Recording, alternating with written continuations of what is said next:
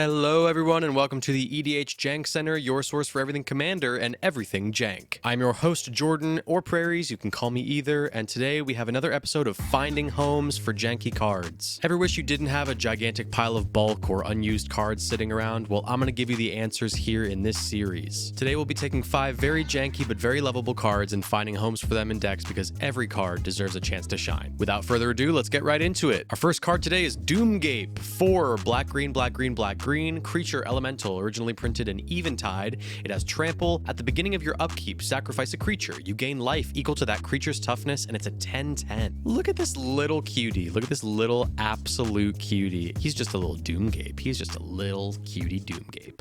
Okay, now that that's over, Grismold the Dreadsower, 1 black-green legendary creature troll shaman, originally from Commander 2019. Trample. At the beginning of your end step, each player creates a 1/1 green plant creature token. Whenever a creature token dies, put a +1/+1 counter on Grismold the Dreadsower, and he's a 3/3. I mean, I think the synergies here are perfect. Literally, Grismold at the end of your turn creates a plant token not just for you, but your opponents, but it creates one for you. Then, when it gets to your upkeep, you already have sacrifice fodder for Doomgape, and I just think that this is perfect. When you sacrifice it, it'll make Grismold bigger, and that just helps your strategy overall. And you get a 7 cost 10/10 with trample out of this whole deal. I think it's a great option. Just pairing a thick boy with another thick boy. Let's go. Next card up, we got Daring Saboteur, 1 and a blue creature, human pirate from Ixalan. You can pay 2 and a blue. Daring Saboteur can't be blocked this turn. Whenever Daring Saboteur deals combat damage to a player, you may draw a card. If you do, discard a card, and he's a 2/1. So that activated ability is a bit clunky, but I have a way we can get around that, and it's his perfect home. Our Daring Saboteur will be mentored by Tetsuko Umewaza Fugitive, 1 and a blue legendary creature, human rogue from Dominaria. Creatures you control with power or toughness 1 or less can't be blocked, and she's a 1/3. So pretty obvious, pretty simple here. Instead of using the 3 mana for his activated ability, Tetsuko just gives him unblockable. So now you can just start swinging, drawing cards, looting for what you need. You can also use the 3 mana that you would have used on his activated ability to play some stuff like Propaganda or equipment like Sword of Feast and Famine. The possibilities are endless, and I think this is a really good include for this deck. And come on, the flavor of Tetsuko showing Daring Saboteur the ways of the world, getting him in for damage, showing him it's easier than he thought it was. Beautiful. Coming around the corner is Oni of Wild Places, 5 and a red, creature, demon spirit from Saviors of Kamigawa. Haste. At the beginning of your upkeep, return a red creature you control to its owner's hand, and it's a 6/5. I mean, this is already like pretty fun. It's a 6-drop, 6/5 with haste, so you can just slam it down and start attacking people if you want. However, the perfect home for this, in my opinion, is Kardur Doomscourge. Kardur is one of my own personal commanders, and honestly, probably one of, if not my favorite deck to play. He's 2 and Rakdos, black and red, legendary creature, demon berserker from Kaldheim. When Kardur Doomscourge enters the battlefield, until your next turn, creatures your opponents control attack each combat if able, and attack a player other than you if able. Whenever an attacking creature dies, each opponent loses 1 life and you gain 1 life, and he's a 4/3. Those of you who are new to this channel should know that I am a huge fan of forced combat, and this is just a really fun and interesting way to build a forced combat deck. It's goading without the keyword, so you have to kind of work around not having the keyword of goading. As an example, Baloth Baratil as well as Vengeful Ancestor do not work with Kardur really because Kardur doesn't say anything about goading, so the synergies aren't really there. And on top of that, it's not a strategy where with Baloth Baratil, for example, you can just play him and his effect is static. It just stays there and things are goaded. But with Kardur, you have to have him enter the battlefield continuously and over the course of the game for it to be effective. And that is where our little misfit Oni of Wild Places comes in, kiddos. So at the beginning of our upkeep, we get to return Kardur to our hand, then hopefully replay him, goad the entire board essentially until our next turn where Oni will trigger again. On our upkeep, we return him, we cast him, and it goes on and on and on, hopefully for the rest of the game. And you're probably thinking, Jordan, this isn't very mana efficient, and I would say to you, this is not the EDH Mana Efficiency Center, now is it? Take a quick look. That's right, this is the Jank Center, baby.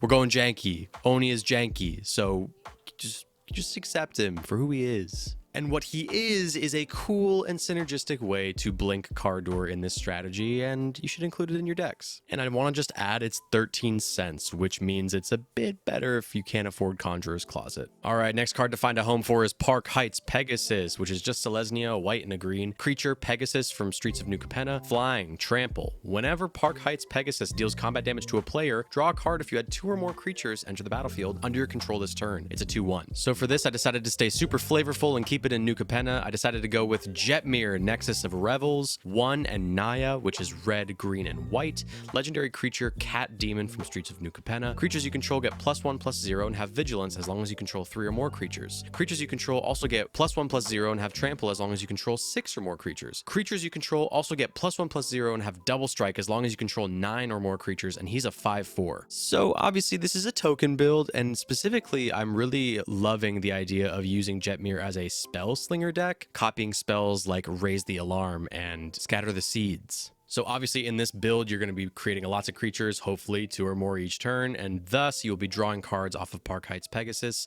hopefully every turn, and it'll be getting bigger from Jetmir's ability because you'll be creating more creatures. It'll have Flying, Trample, Vigilance, and then Double Strike eventually, and that's pretty freaking potent. Now, is this the best way to draw cards in this color combo?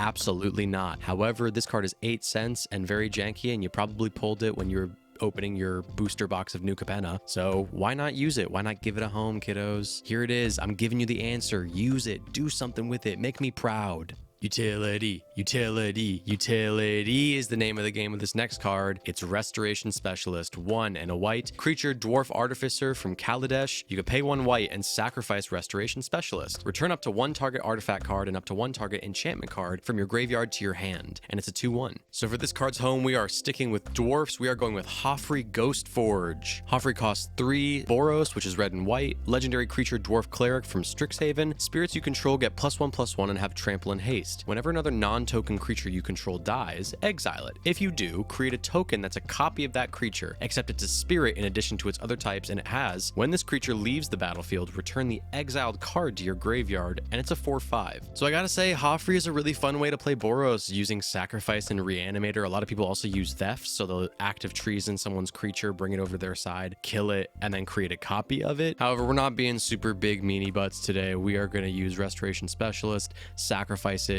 to return an artifact and enchantment to our hand. And then here's where it gets very delicious. Hoffrey will then create a copy of it that we can then sacrifice and return 2 more artifacts/enchantments to our hand. This is very good and very tasty if someone's sniping out your Lightning Greaves, your Swiftfoot Boots, your Spirit Mantles, your Ghostly Prisons. I mean, it goes on and on and on. You can get all these back with Restoration Specialist. This card in this deck shines, man. You pay 2 and then 1 more mana, and you get to essentially, in this deck, return 4 cards. 3 mana to return 4 cards from your graveyard to your hand. That is exceptional value. And it's flavorful because Hoffrey's a dwarf and she's a dwarf, and it just makes sense. What's there not to love? Oh my dear God, we are already done. Thank you guys so much for sticking around and watching the whole thing. Hey, if you like this video, give it a thumbs up. Make sure you subscribe. And if you have any cards that you'd like me to find a home for, drop them in the comments. I'm fully open to any and all suggestions. Do your worst. I want to find homes for all these cards. So drop them down in the comments, guys, and let's get brewing. Also, hey, if you like the content, consider joining the Patreon. I've got lots of cool benefits for patrons, and all your help helps me create more content like this. Thank you so much for watching, guys, again, and I'll see you on the next video.